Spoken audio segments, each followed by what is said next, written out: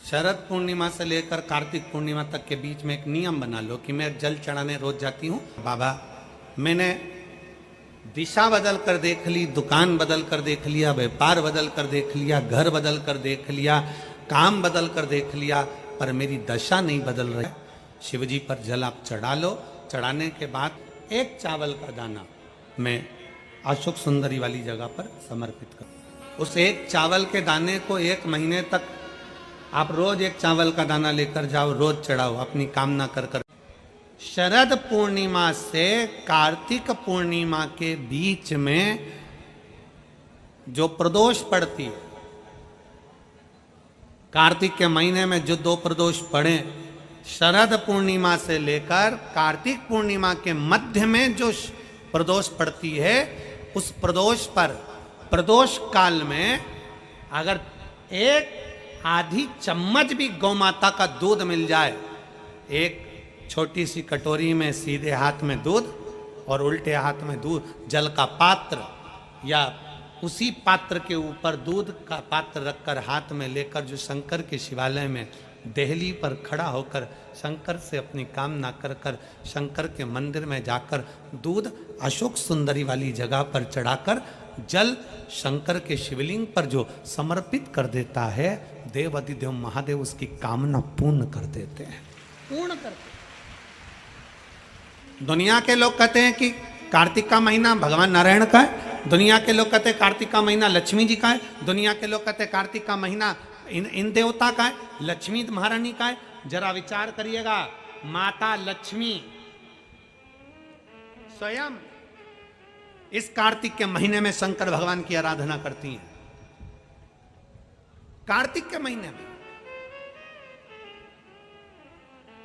क्या नाम है शिव जी का? कुबेरेश्वर महादेव। कुबेरेश्वर महादेव का मतलब, कभी आप मोबाइल पर सर्च मारिएगा, कुबेरेश्वर महादेव का फोटो निकालिएगा, मूर्ति निकालिएगा, कि भगवान शंकर एक तरफ लक्ष्मी जी बैठी है, एक तरफ कुबेर बैठा है। शंकर भगवान ओघड़दानी खड़े होकर माता लक्ष्मी और कुबेर दोनों को धन प्रदान कर रहे हैं, दोनों को संपदा दे रहे हैं।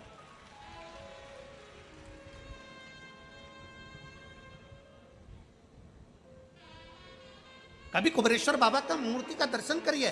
कुबेरेश्वर शंकर भगवान की मूर्ति खड़ी है, एक तरफ लक्ष्मी जी, एक तरफ कुबेर, दोनों माता भगवान शंकर जी से लक्ष्मी ले रहे हैं दोनों। यही कार्तिक का महीना शंकर की आराधना का महीना, शिव आराधना का। विष्णु पुराण का एक उपाय जरूर कर देखना महाराज। विष्णु पुराण में स्पष्ट कहा है कि कार्तिक का प्रथम दिन किसी नदी में स्नान कर कर, तालाब में स्नान कर कर, नदी तालाब नहीं हो तो घर में ही स्नान कर कर, घर के दोनों दरवाजे पर, घर के बाहर दोनों दरवाजे पर घी का दिया लगा दें। उसमें एक कमल गट्टा, किराने की दुकान पे मिलता है काला कलर का कमल गट्टा, एक एक डाल दें नाम और गोत्र बोलकर, और शाम के समय पर एक दिया घर की देहली पर प्रतिदिन कार्तिक के महीने में लगा दें। महाराज विष्णु पुराण का उपाय। अगर ज्यादा तकलीफ है, बहुत कष्ट है, बहुत ज्यादा कष्ट के, व्यापार चल ही नहीं रहा, कर्जे में लदालूम हो गए, यहां तक गति हो गई कि मरने तक की सोच लिया, तो वो कार्तिक के महीने में करें, उसका प्रयोग अवश्य करें। सुख समृद्धि के लक्ष्मी बेबी के महीने में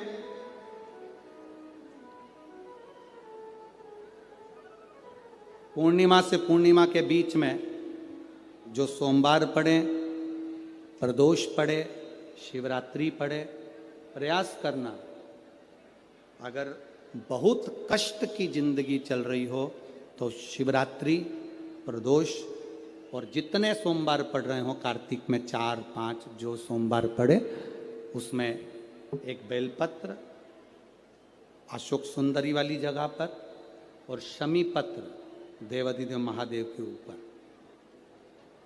ये 2 जगह पर अवश्य चढ़ा। 1 महीने में जितने सोमवार पड़ जाएं और प्रदोष पड़े और मासिक शिवरात्रि पड़े, उसमें अवश्य चढ़ा। बेलपत्र कहाँ चढ़ाना है? जम के बोलो जरा। अशोक सुंदरी की जगह पर। और शमी पत्र कहाँ चढ़ाना है? देव अधिदेव महादेव के ऊपर। एक बार चढ़ाकर देखो, आपके जीवन का जो आनंद है, जो अपने हृदय की कामनाएं हैं, अपने हृदय के भाव हैं, कार्तिक का जो महीना है भगवान षडानंद कार्तिकेय जी के लिए मूल है। इस षडानंद कार्तिकेय जी ने जब तारकासुर का संहार किया था, तारकासुर को जब मार दिया था, तो 33 कोटि देवताओं ने षडानंद कार्तिकेय जी को वर प्रदान किया।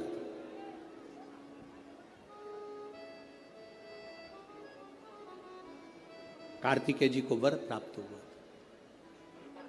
तो लक्ष्मी जी ने और भगवान नारायण ने षडानंद कार्तिकेय जी से कहा, ए स्कंद देव, ए कार्तिकेय, कार्तिक के महीने में जो दीप दान करता है उसके घर में कभी संपदा की कमी नहीं आती है।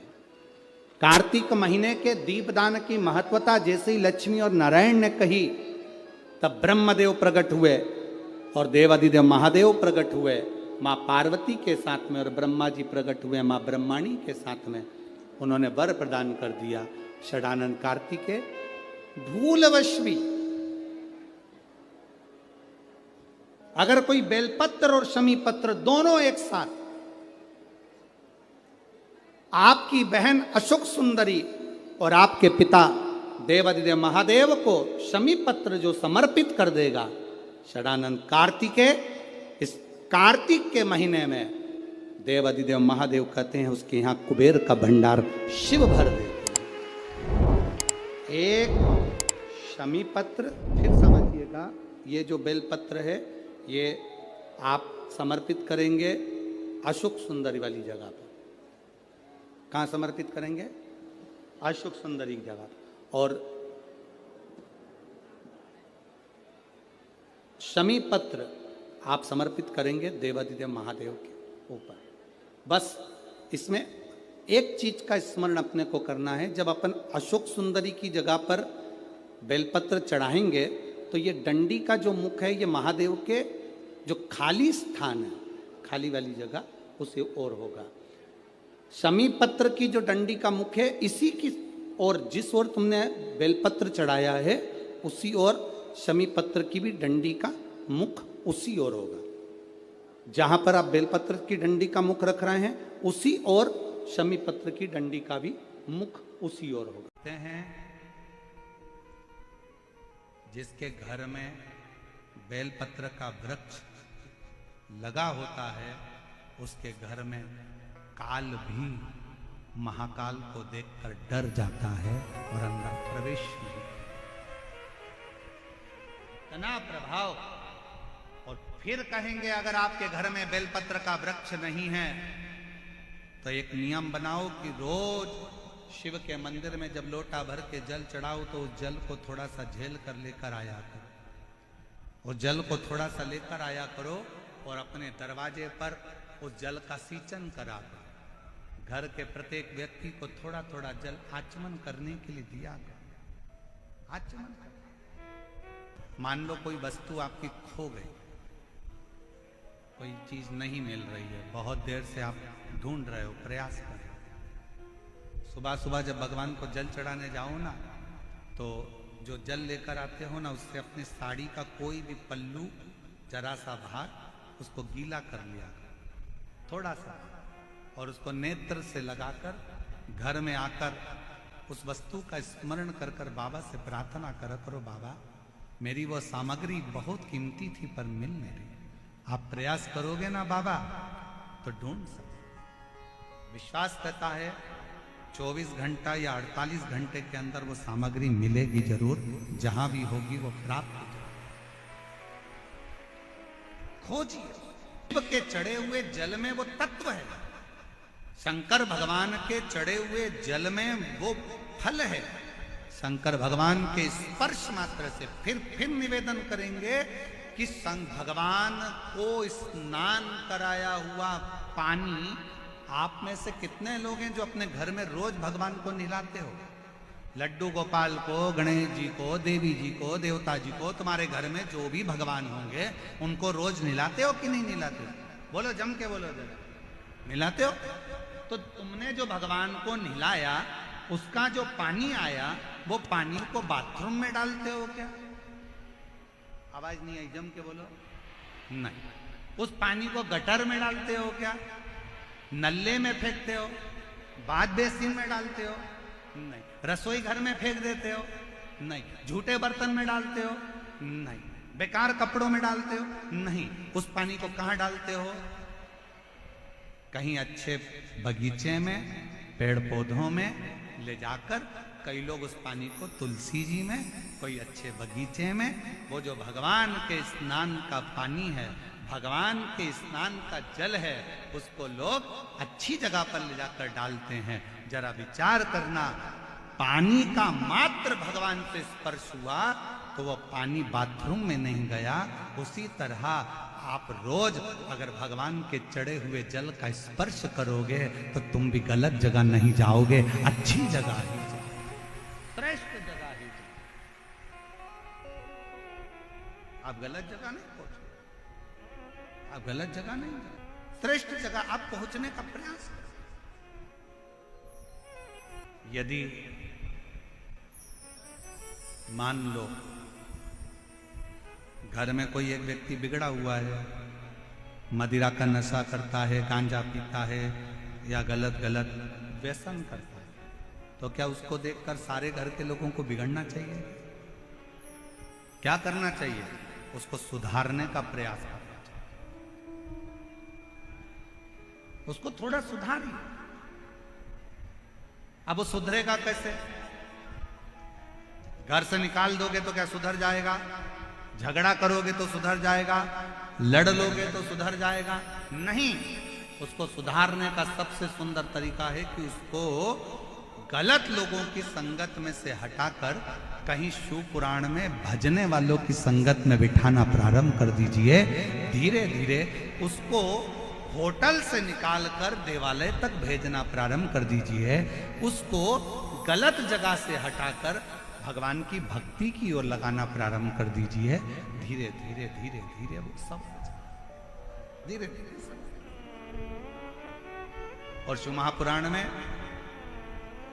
त्रंबेश्वर बाबा का एक कितना सुंदर वर्णन किया गया कि अगर मान लो कोई व्यक्ति नशे में डूबा रहता है, मदिरा का नशा छोड़ ही नहीं रहा, पूरा प्रयास कर लिया और वो दारू छोड़ने को ही तैयार नहीं, 8 साल 10 साल 15। और शिव महापुराण में त्रंबेश्वर बाबा का एक कितना सुंदर वर्णन किया गया कि अगर मान लो कोई व्यक्ति नशे में डूबा रहता है, मदिरा का नशा छोड़ ही नहीं रहा, पूरा प्रयास कर लिया और वो दारू छोड़ने को ही तैयार नहीं, 8 साल 10 साल 15 साल 20 साल 25 साल 30 साल निकल गए और वो मदिरा छोड़ ही नहीं रहा। बहुत तकलीफ में, नया लड़का है, अभी शादी हुई, बहू बेचारी रोती है, घर के बच्चे रोते हैं, पर वो मदिरा का नशा छोड़े ही ना। तो त्रंबेश्वर महादेव का स्मरण करें। बेलपत्री के 5 पत्ते, शमी के 3 पत्ते। बेलपत्री के कितने पत्ते? 5। शमी के कितने पत्ते? 3। बेलपत्र के 5 पत्ते, शमी के 3 पत्र और काली मिर्च 5। एक पत्र, शमी पत्र सब साथ में लेकर काली मिर्च के साथ में बाबा देव अधिदेव महादेव को, भगवान शंकर को समर्पित करो। श्रंभेश्वर महादेव का नाम लीजिए। जम के बोलो, कौन सा महादेव? श्रंभेश्वर महादेव। आपने कथा में सुना होगा कि शरंभ पक्षी का रूप मेरे शंकर भगवान ने लिया था। किसके लिए लिया था? नरसिंह भगवान को जो गुस्सा आ रहा था, नरसिंह भगवान जो तोड़ फोड़ कर रहे थे, सारे देवताओं को डर लग रहा था, तब भगवान शंकर ने शरंभ पक्षी का रूप धारण कर नरसिंह भगवान को अपने पंजे में उठाकर अलखनंदा नदी में ले जाकर डाल दिया। शिव जी ने एक नाम लिया, शंकर जी का एक नाम का उच्चारण हुआ। क्या नाम था? जम के बोलो, श्रम्भेश्वर महादेव। आवाज नहीं आ रही है, जरा दम के बोलो, कौन से महादेव? बोल श्रम्भेश्वर महादेव की।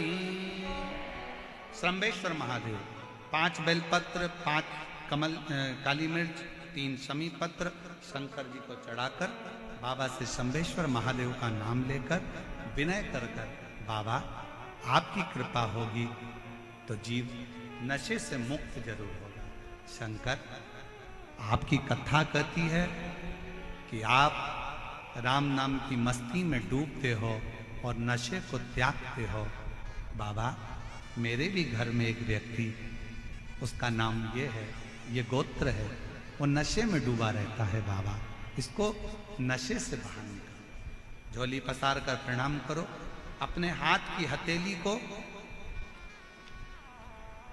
जैसे ये जल बहने वाला जो स्थान है यहाँ, ये पानी जो यहाँ से बहकर आता है, अपने सीधे हाथ की हथेली को यहाँ लगाओ।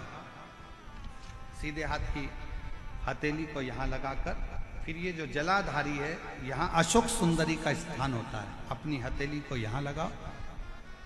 कार्तिकेय गणेश जी का जो स्थान जलाधारी पर होता है, वहाँ हथेली को लगाकर बाबा के शिवलिंग का स्पर्श कर कर जो चढ़ाई हुई सामग्री है उसको वापस उठा लो और लेकर आ जाओ। शमी पत्र मदिरा पीने वाले व्यक्ति के कक्ष में रख दो, और 1 बेलपत्र और 1 काली मिर्च जो मदिरा के नशे में लगा रहता है, सुबह के टाइम पर बेलपत्र, शाम के समय पर काली मिर्च, किसी भी तरह से उसको खाने में देना प्रारंभ करिए। 15 दिन बाबा का चढ़ा हुआ जल श्रम्भेश्वर महादेव के नाम से दीजिए। ज्यादा से ज्यादा 20 दिन 22 दिन के अंदर वो धीरे धीरे मदिरा छोड़ना प्रारंभ कर देगा, मदिरा से दूर होता चलेगा। मदिरा से कौन से महादेव? जम के बोलो जरा, श्रम्भेश्वर महादेव। पर भगवान का नाम लीजिए, कौन से महादेव? श्रम्भेश्वर महादेव। और ये नाम कोई साधारण नाम नहीं है। कितना भी घर में झगड़ा हो रहा हो, भाई भाई का झगड़ा हो, रिश्तेदारों का झगड़ा हो, कोर्ट कचहरी चल रही हो, अगर आप तकलीफ में हैं तो 1 लोटा जल श्रम्भेश्वर महादेव के नाम से शिव जी पे चढ़ाओ। धीरे धीरे धीरे धीरे अंतर आए। कोई कोमा में पड़ा है, व्हीलचेयर पर पड़ा है, हॉस्पिटल में पड़ा है, डॉक्टर ने कह दिया कि अब भगवान के ऊपर है, हमने सारी दवाइयां दे दी, गोलियां दे दी, सारा इलाज कर लिया, अब ये उठेगा नहीं उठेगा, चलेगा नहीं चलेगा, आगे बढ़ेगा नहीं बढ़ेगा, इसकी जवाबदारी हमारे पास नहीं है। उस समय पर केवल ध्यान देना, अशोक सुंदरी, गणेश जी, कार्तिकेय वाले स्थान पर 1-1 चावल का दाना 3 रखो, श्रम्भेश्वर महादेव के नाम से तीनों जगह जल चढ़ाओ, और वो जल श्रम्भेश्वर महादेव के नाम से बीमार व्यक्ति अगर पी ले तो ठीक है, नहीं पी सकता, उसके शरीर पर उस जल को लगाना रोज प्रारंभ करो। धीरे धीरे वो कोमा से भी बाहर निकलेगा, शरीर भी चलेगा और वो आगे बढ़ना प्रारंभ करेगा। श्रम्भेश्वर महादेव के नाम मात्र में इतना बल होता है कि श्रम्भेश्वर महादेव की यहाँ तक शिवपुराण कहती है कि जब जब श्रम्भेश्वर महादेव की कथा आए और दिल से अगर आपने सुना है तो व्यक्ति रोग से, दुख से निवारण होता ही है। वो श्रम्भेश्वर महादेव। क्यों शिव महापुराण की कथा में लोग इतने तकलीफ है, बीमार है, तो भी शंकर की कथा में क्यों जाते? इतना धूप है, गर्मी है, फिर भी लोग जाते, बीमार लोग भी पहुंचते, क्यों पहुंचते? उसका कारण है किसी भी तरह से शंकर की कोई कथा हमारे श्रवण शक्ति में जाएगी और वो हमें शक्ति प्रदान करेगी, क्योंकि उसका नाम महामृत्युंजय है। वो मृत्यु को भी जीत सकता है तो आराम जरूर दे सकता है, वो शिव है। देवराज बेलपत्री के वृक्ष के नीचे अपने प्राणों को त्याग,